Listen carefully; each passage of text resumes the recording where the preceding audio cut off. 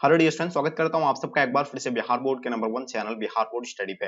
Dear student, जैसे कि आज से आप लोगों का मंथली एग्जाम है ज्योग्राफी का। ओके, तो बिल्कुल आप लोग जो है तैयार हो जाइए। ये जो पेपर आप देख रहे हैं ये ओरिजिनल पेपर है। बस आपको कुछ नहीं करना है, इसका आंसर की को आप लोग नोट कर लीजिए, क्योंकि यही आपका हुबहू जो आपको यानी पेपर आपके परीक्षा में देखने को मिलेंगे। ठीक है, क्योंकि कहीं देखिए अलग अलग डे पे अलग अलग कॉलेजेस में अलग अलग सब्जेक्ट का एग्जाम कंडक्ट किया जाता है।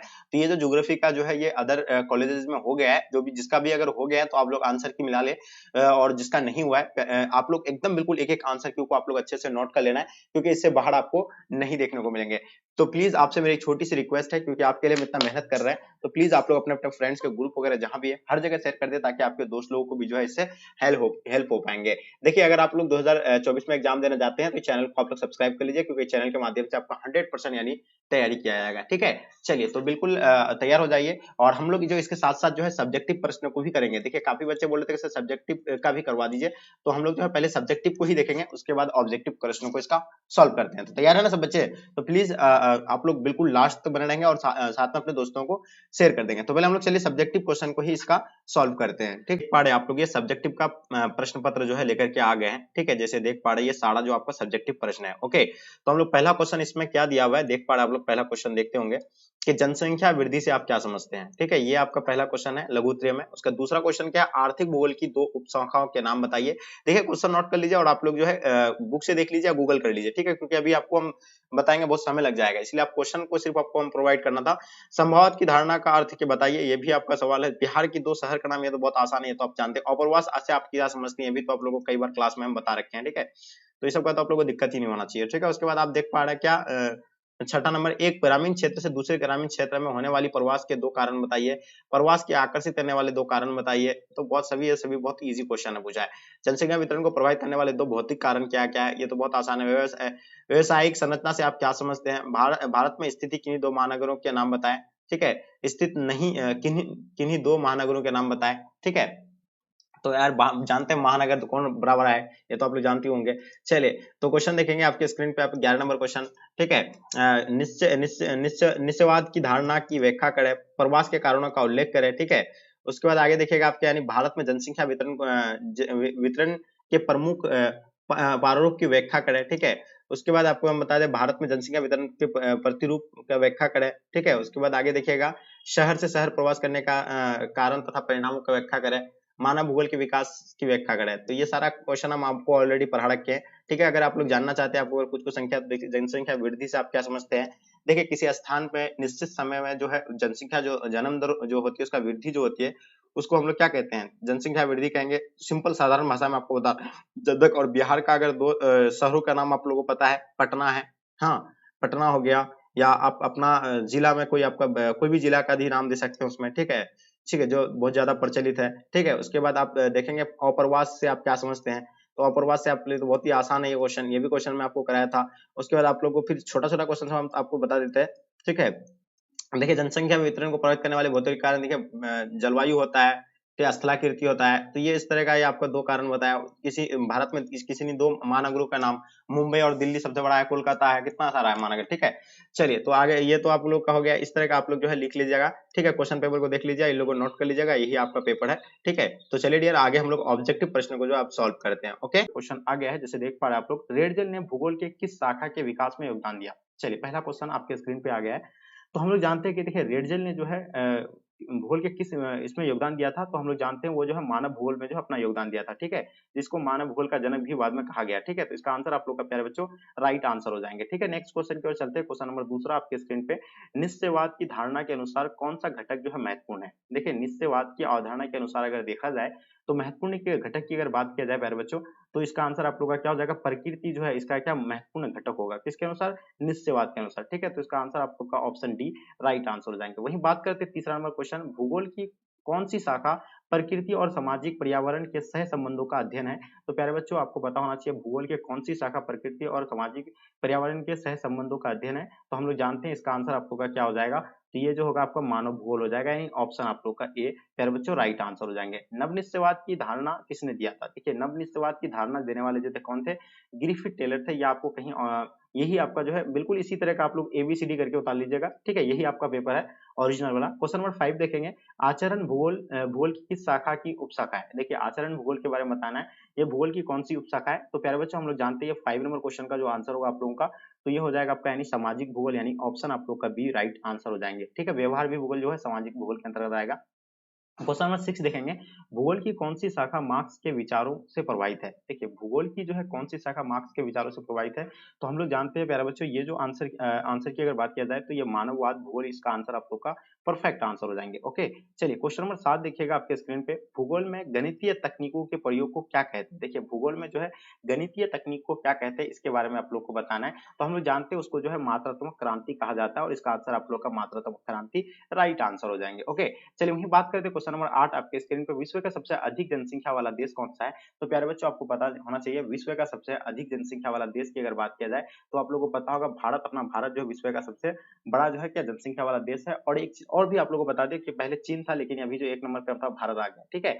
वहीं बात करते हैं 9 नंबर क्वेश्चन, किसी स्थान की कुल जनसंख्या तथा कुल क्षेत्र के अनुपात को क्या कहते हैं? बताइए, किसी स्थान की कुल जनसंख्या तथा कुल क्षेत्रफल के अनुपात को जो कहा जाता है उसका जनसंख्या घनत्व कहा जाता है, और इसका आंसर प्यारे बच्चों ऑप्शन सी आप लोग का राइट आंसर हो जाएंगे। 10 नंबर क्वेश्चन, निम्न में से किन क्षेत्रों में जनसंख्या घनत्व कम पाया जाता है? देखिए आप लोग जानते हैं कि जहां उच्च ताप होगा वहां जनसंख्या नहीं पाया जाएगा, बिल्कुल भी नहीं पाया जाएगा। मरुभूमि में बिल्कुल भी लोग नहीं रहना पसंद करेंगे, ठीक है। रेगिस्तान में लोग घर नहीं बसाते, ठीक है। उसके बाद पर्वतीय क्षेत्रों में बिल्कुल बहुत कम बसाते, लेकिन बहुत नहीं के बराबर, ठीक है। तो इसका आंसर आप लोग का इनमें से सभी हो जाएगा, यानी ऑप्शन आप लोग का डी प्यारे बच्चों राइट आंसर हो जाएगा। क्वेश्चन नंबर 11 देखेंगे, निम्न में से यानी कौन जनसंख्या जमाव को आकर्षित करता है? देखिए जनसंख्या जमाव जो है आकर्षित करने वाला कारक कौन सा है? बेरोजगारी से जनसंख्या जमा नहीं हो सकता है, ठीक है। रोजगार का जहां अगर अवसर होगा तो ऑब्वियसली वहां जनसंख्या क्या होगा? जमा होगा। तो इसका आंसर आप लोग ऑप्शन बी राइट आंसर हो जाएंगे। 12 नंबर क्वेश्चन देखेंगे, किसी स्थान में एक विशेष समय अंतराल में कुल पैदा हुए बच्चों की संख्या को क्या कहते हैं? देखिए किसी स्थान में एक विशेष जो समय अंतराल में जो पैदा होने वाले बच्चों को ही जो है जन्म दर कहा जाता है, ठीक है। तो ये आंसर आप लोग का जो है बी प्यारे बच्चों राइट आंसर हो जाएंगे, ठीक है। नोट करते चलेंगे एक एक चीजों को आप लोग को, ठीक है। बिल्कुल एकदम यही आपका पेपर है, ठीक है। एकदम अच्छे से आप लोग एबीसीडी करके भी उतार लेंगे तो कोई दिक्कत नहीं है।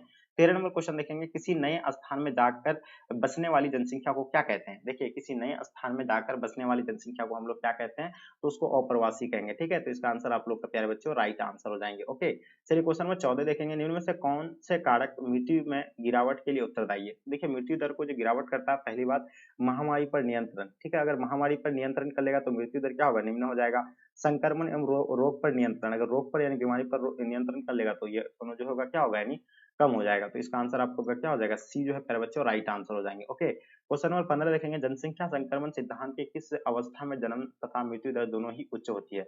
तो बताइए प्रथम या द्वितीय या आपका तृतीय या चतुर्थ? हम लोग जानते हैं प्रथम अवस्था में जो है जन्म दर भी उच्च होता है और मृत्यु दर भी जो है क्या होता है? उच्च होते हैं। तो इसका आंसर आप लोग का ए राइट आंसर हो जाएंगे। क्वेश्चन नंबर 16 देखेंगे, भारतीय जनगणना किस वर्ष यानी किस वर्ष के अंतराल में होता है?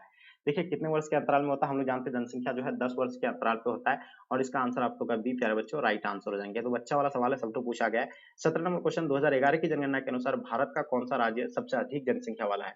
तो हम लोग जानते हैं जनसंख्या वाला अधिक जो राज्य है कौन सा है? उत्तर प्रदेश जो है सबसे ज्यादा जनसंख्या वाला राज्य है। ओके, ऑप्शन डी आप लोग का राइट आंसर हो जाएंगे। वहीं अगर बात करें हम लोग अगर कम जनसंख्या की, तो सिक्किम आप लोगों को तो पता ही है, और ठीक है जन क्षेत्रफल की दृष्टि तो आप लोग बताइए। क्वेश्चन नंबर 18 देखेंगे, निम्न में से किस क्षेत्र में जनसंख्या घनत्व ज्यादा है? ठीक है, चलिए आपको क्या ही बताना, और यही तो पेपर है ही है, तो आप लोगों को क्या ही ज्यादा डिटेल्स बताएंगे।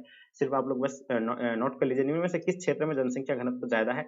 तो आपको याद रखिएगा पर्वतीय क्षेत्र में बिल्कुल नहीं, मरुस्थलीय क्षेत्र में बिल्कुल नहीं, दलदल क्षेत्र में भी नहीं होगा, डेल्टा वाला क्षेत्र में, यानी ऑप्शन आप लोग का भी राइट आंसर हो जाएंगे। निम्न में से कौन सा शहर महाराष्ट्र की राजधानी है? तो देखिए महाराष्ट्र की राजधानी हम लोग जानते हैं मुंबई जो है महाराष्ट्र की राजधानी है, ठीक है। तो इसका आंसर आप लोग का सी प्यारे बच्चों राइट आंसर हो जाएंगे। ओके, चलिए क्वेश्चन देखेंगे आपके स्क्रीन पे, 20 नंबर सवाल जो आपके समक्ष आपके स्क्रीन पे आ गया। बताइए 2011 की जनगणना के अनुसार भारत का जो है जनसंख्या जो है घनत्व कितना है? तो हम लोग जानते हैं 382 व्यक्ति प्रति वर्ग किलोमीटर में निवास करता है। तो इसका आंसर आपको होगा 382 व्यक्ति प्रति किलोमीटर, यानी राइट आंसर होगा। 21 नंबर क्वेश्चन देखेंगे, निम्न में से कौन सा जनसंख्या वृद्धि का एक घटक है?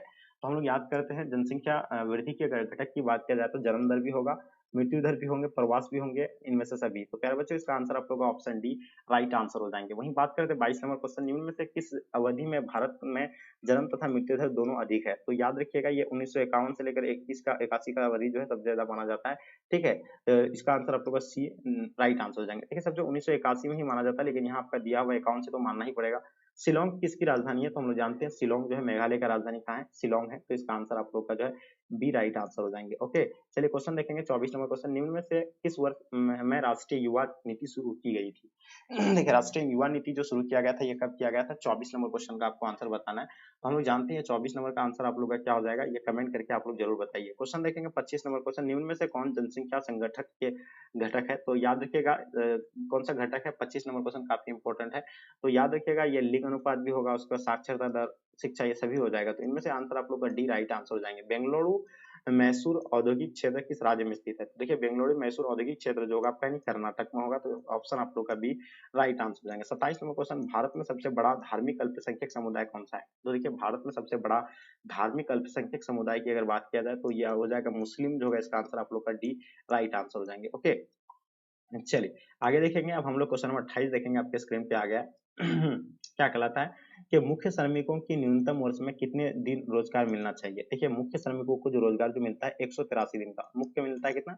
183 यानी 6 महीने का। ठीक है, उसके बाद हम लोग देखते हैं क्वेश्चन नंबर आपके स्क्रीन पे 29 नंबर क्वेश्चन आपके समक्ष में आ गया। ठीक है, उसके बाद हम लोग देखते हैं 29 नंबर, शादी के बाद महिलाओं का एक गांव से दूसरे गांव में होने वाली प्रवास को किस प्रकार का प्रवास कहा जाता है?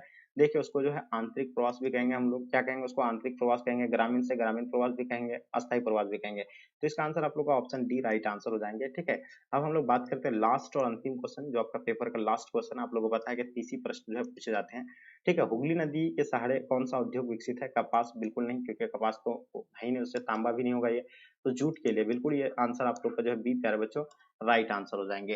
तो डियर ये जो था आपका यानी ओरिजिनल पेपर था जो आपको हम अभी सॉल्व करवा दिए हैं। तो प्लीज आप लोग अपने अपने फ्रेंड्स के ग्रुप वगैरह जहां भी है हर जगह आप लोग शेयर करें, ताकि आपके दोस्त लोग को भी जो है ये हेल्प होंगे, क्योंकि यही आपका पेपर है ओरिजिनल वाला। ठीक है, अब हम जो है इसका नेक्स्ट वाला क्लास में हम आपको सब्जेक्टिव वाला भी प्रश्न जो है करवा देंगे। इसका सब्जेक्टिव प्रश्न क्या है आपको वो भी करवा देंगे। ठीक है, तो ये था आपका यानी ऑब्जेक्टिव वाला जो हम क्लियर करवा दिए। तो प्लीज आप लोग जो है एक एक चीज करके एबीसीडी करके जो इसको नोट कर लीजिएगा। एक नंबर देकर के एक आंसर है बी, मतलब एक का बी है तो एक का बी उतार लीजिएगा, दो का डी है तो दो का डी उतार लीजिएगा। यानी इस तरह उतार करके पेपर में लेके जाइए, एकदम बिल्कुल छाप दीजिए। यही आपका हूबहू पेपर है, बस आपको निश्चिंत रहना है। तो मेरे डियर बस आपसे मेरी थोड़ी छोटी सी रिक्वेस्ट है कि प्लीज आप लोग अपने अपने फ्रेंड्स के ग्रुप वगैरह जहां भी है हर जगह शेयर कर दे, ताकि आपके दोस्त लोग जो है क्लास में जुड़ पाएंगे। तो डियर उम्मीद करता हूँ कि ये क्लास आप लोगों को पसंद आया है। तो और देखिए और एक चीज आप लोगों को बता दें कि देखिए अगर आप लोग कोई भी सब्जेक्ट के बाद अगर आपका हिंदी या कोई भी सब्जेक्ट होता है तो आप हमें इस नंबर पे एक बार नोट भेजेंगे 9162055090। अच्छे से आप लोग फोटो खींच करके भेजिएगा इस नंबर पे। ठीक है, पीडीएफ बना के, ताकि उसका आंसर आप लोग को जो है दिया जाए। ठीक है, तो चलिए फिर नंबर तो आप लोग नोट कर लीजिएगा एक बार थोड़ा सा। हाँ, नोट नोट कर लेंगे नंबर को। ओके, चलिए ये था नंबर, ये नंबर को नोट कर लेना है आपको। हाँ, तो डियर यहीं तक चलिए एंड करते हैं। जब तक के लिए जय हिंद जय भारत।